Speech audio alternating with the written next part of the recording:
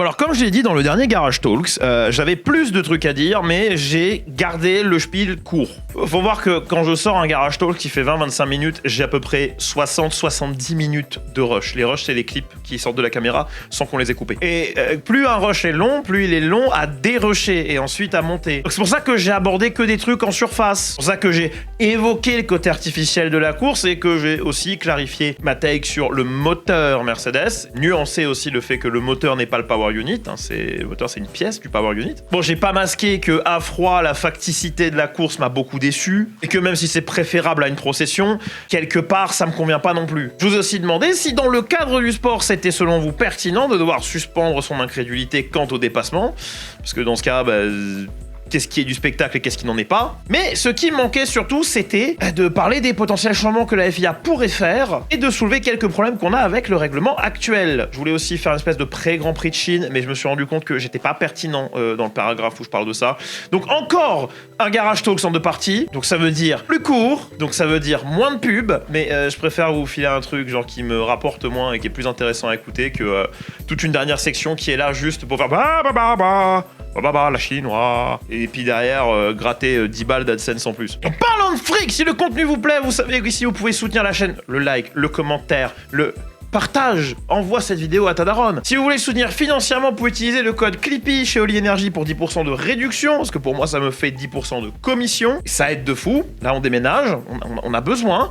Et sinon, il existe le Super Thanks qui vous permet de me super remercier avec un super message. Et ça aide aussi le référencement de la vidéo. Voilà. Bref, sans plus de ça, Malek, bienvenue dans Garage Talks.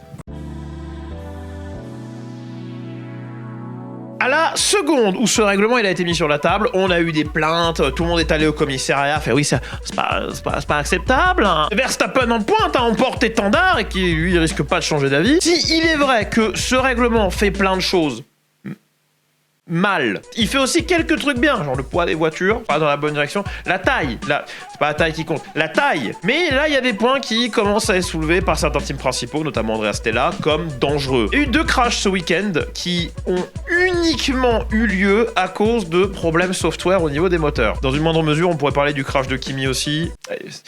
Je dis dans une moindre mesure parce que Kimi, si tu regardes l'écran là, tu vois que c'est peut-être une erreur de pilote. Il est à moitié sur l'astro, il est à moitié sur le tarmac, il y a encore de l'input latéral, la voiture va être déstabilisée par le vibreur. Et si par-dessus le marché, il passe en mode boost ou overtake, ou je sais plus c'est lequel qu'ils utilisent à ce moment-là, effectivement, avec la quantité de couple qu'il a, il peut que déséquilibrer la voiture. Mais le crash d'Oscar en pré-course, lui, c'est purement un souci technique. Oscar a eu, alors qu'il n'avait pas les gaz grands ouverts, 100% du couple qui est arrivé au roue arrière, ce qui effectivement était pas contrôlable du tout et a mis fin à sa course avant même qu'elle commence. Le crash de Verstappen, quant à lui, il est lié à la régène qui se fait uniquement au roue arrière, parce que si on la faisait aussi au roue avant, les équipes pourraient planquer dans le code des trucs qui permettraient de gérer le freinage, un peu comme si t'avais l'ABS, et de gérer l'attitude de la voiture comme si t'avais du Stability Assist. Et croyez pas que les équipes le feraient pas, hein. Déjà que genre les torque maps c'est limite du traction control, croyez pas qu'elles le feraient pas, hein. Ouais mais la pureté du sport, regarde ça à l'époque. Il a le TC là. Ah bah oui. Bon alors tout ça ne pourrait être que des problèmes de jeunesse, le temps que les logiciels se fassent les dents, que les pilotes s'adaptent au couple un peu comme en 2014, souvenez-vous Vettel pas du tout content du couple parce que on pouvait pas jouer avec. Bon, ça finit par s'adapter, les équipes font leur devoir. Mais un des plus gros problèmes, c'est la sécurité des pilotes en course parce que déjà, la procédure de départ, bon, en Australie, ça aide pas. Ils ont éteint le feu immédiatement après l'avoir allumé. Genre, faire ça, alors qu'on sait que les pilotes ont besoin de rêve au maximum, leur putain... C'est... chiqué. Mais il y a aussi la différence de vitesse entre 2 voitures quand il y en a une qui est en train de super clip en bout de ligne droite et l'autre qui arrive à Mac Jésus. Pour l'instant, avec les règles actuelles, si tu veux faire un tour rapide, faut vraiment bourrer la batterie, ce qui te force à recharger sur l'accélération le fameux super clipping, ce qui nous a un peu nerfé notre virage 9. On n'est pas encore sur un circuit qui est ultra énergivore et pourtant, à Melbourne, la régène était ultra visible par tous. Ce qui pousse les gens à appeler au changement immédiatement. Bon, on essaye d'appliquer des calmez-vous. Déjà, le Grand Prix de Chine, c'est le seul truc que je sauve de mon dernier paragraphe, sera beaucoup moins énergivore. Malgré l'énorme ligne droite, on a plein d'endroits pour recharger sur le circuit. Cependant, ça va super clipper en fin de ligne droite. Peut-être même en milieu de ligne droite. Je serais pas surpris. Et de toute façon, c'est le plan de base. La FIA se laissait 2 courses pour constater ce qui n'allait pas marcher et ce qui allait marcher et voir s'il y a des choses à corriger. Et l'argument numéro 1 actuellement des gens qui disent non, il y a rien à changer, tout va bien, c'est Melbourne est atypique, Melbourne est énergivore, Melbourne n'est pas autant énergivore que Monza. Melbourne n'est pas aussi énergivore que va l'être le Red Bull Ring. Il y a des choses qui doivent changer au moins pour ces circuits-là. Parce que sinon, au Red Bull Ring, moi le seul truc que je vois, c'est qu'on prend le layout MotoGP pour éviter de perdre un pilote inutilement au T3. Si on veut éviter que la moitié du field DNF au T1 à Monza au 2e tour, il va falloir altérer des trucs. Il y a aussi les qualifs, et ça va pas changer si le circuit est énergivore ou pas. On se fait chier, l'ennui est profond. Parce que les virages rapides, ceux que justement les gars passent à la limite du grip, ils sont volontairement sacrifiés. Comme le virage 9 encore une fois, au profit de la régène, au profit de pouvoir bourrer plus tard dans la ligne droite avec la batterie. Il n'y a plus de recherche de la limite, il n'y a plus de tragi-sport à se taper comme Leclerc et Verstappen en 2022, où je me souviens, je sais plus qui disait ça, mais il disait oui parce qu'ils essayent plein de lignes différentes sur le simulateur à la maison, donc ils expérimentent avec ça. Là, ce qui sera important, c'est d'avoir la meilleure map moteur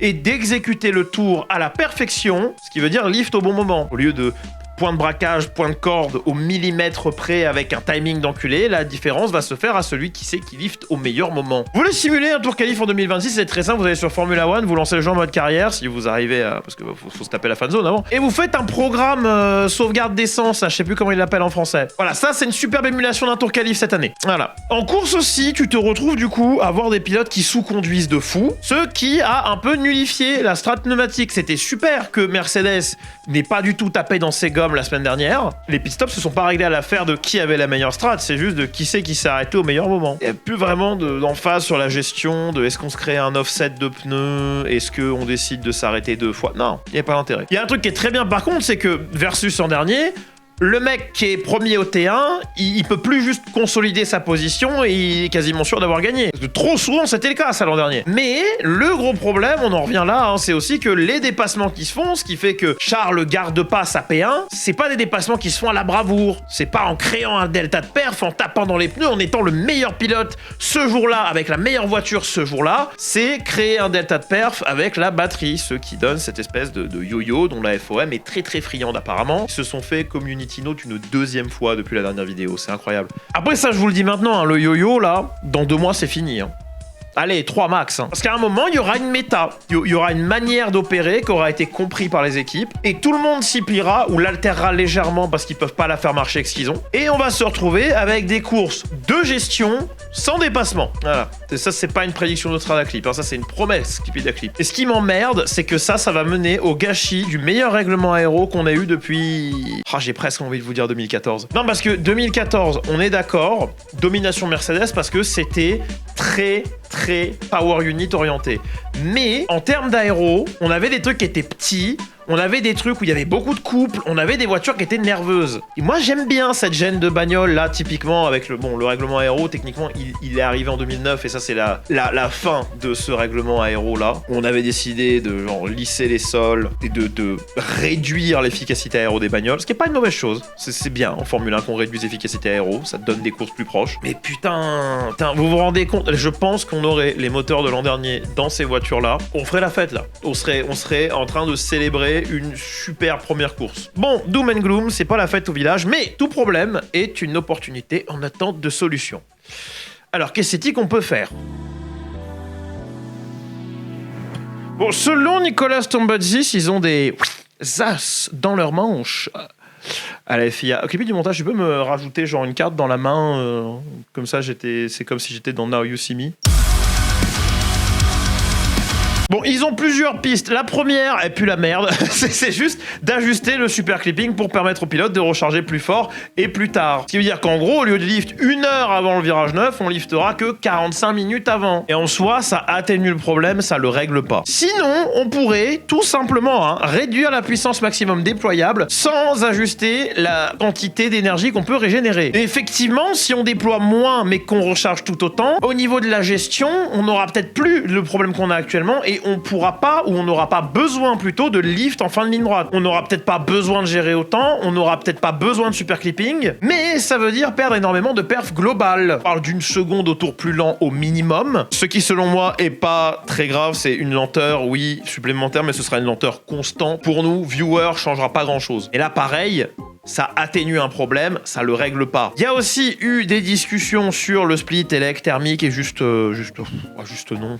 Je suis fatigué, moi. À chaque fois que j'ai abordé ça, j'ai juste survolé le bail. Donc je vais peut-être expliquer un peu plus extensivement aujourd'hui. Les gens me demandent souvent, effectivement, pourquoi on saute pas là-dessus. On sait faire des moteurs thermiques qui totochent. Ajuster le split du power unit pour que le moteur, donc la portion thermique, produise 65-70% de la puissance, ça tombe sous le sens, non? Le problème ici sera pas la puissance, mais la fiabilité, basiquement. Le moteur, donc la partie thermique du PU, est faite pour générer 54% de la puissance. Donc tu peux être sûr que les équipes l'ont rendu le plus performant possible dans ces limites-là. Ce qui veut dire aussi passer par des trucs comme réduire le poids des composants au maximum. Donc si tu mets du jour au lendemain plus de stress sur ces composants-là, alors qu'ils n'ont pas été prévus pour à la base, ça risque de péter très fort. Du coup, même si les équipes étaient OK avec ça, et on va y venir, elles ne le seront pas, elles pourraient pas le faire demain. Genre même la trêve estivale, c'est trop tôt. Et puis du coup, oui, il y aura le lobbying politique qui va être simple, ça va être coupé en deux. Il y aura d'un côté ceux qui voient le fric s'évaporer dans des moteurs qui, jusque-là, sont les pires qu'ils aient jamais monté dans leur B-moteur. Et de l'autre, ceux qui sont là pour ce règlement, slash ceux qui ont un moteur qui gagne, donc voient pas l'intérêt de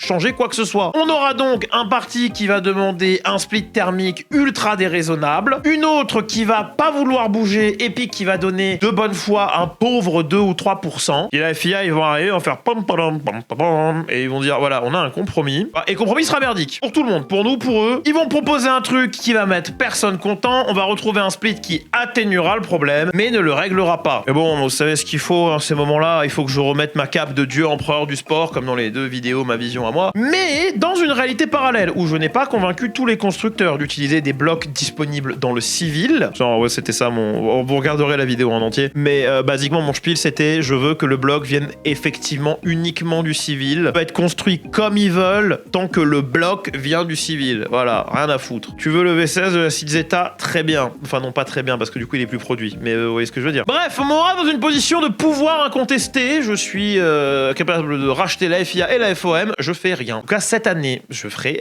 rien du tout. Au lieu de ça, parce que là, c'est une timeline différente, on tiendra un panel où je serai à l'écoute de ce que les manufacturiers moteurs auront à me dire. Et on va écouter tout le monde avec autant d'importance, ceux qui sont là parce que le règlement est comme ça maintenant, à ceux qui veulent se barrer parce que le règlement est comme ça maintenant. On va s'inspirer du fait que les constructeurs semblent peu à peu pas laisser tomber, mais genre lever le pied sur l'électrique. On a GM qui a réduit fortement le volume, on a Ford aussi qui a annulé le programme, ou genre fortement modifié le programme avec le F-150 Elec, quelle idée de con aussi. On a le groupe Volkswagen qui est en restructuration, Volvo, Merco et Honda qui peuvent pas être full Elec comme ils l'ont prévu. Tout le monde est en train de taper dans les freins pour le 100% Elec. Donc les retombées médiatiques au niveau de la surutilisation de la batterie dans le sport, en vrai on s'en branle là pour l'instant. D'autant que, vu que les batteries se vident aussi vite, les retombées médiatiques sont pas bonnes. Bonjour, nous sommes Audi et nous sommes en Formule 1. En Formule 1, c'est pas le sport où vos batteries durent 5 secondes et les mecs qui doivent genre lever le pied une demi-heure avant le virage pour recharger. Peut-être. Faut comprendre qu'une des raisons pour lesquelles beaucoup de manufacturiers semblent lever le pied maintenant, c'est que le 100% Elec, c'est pas pour tout de suite. Pas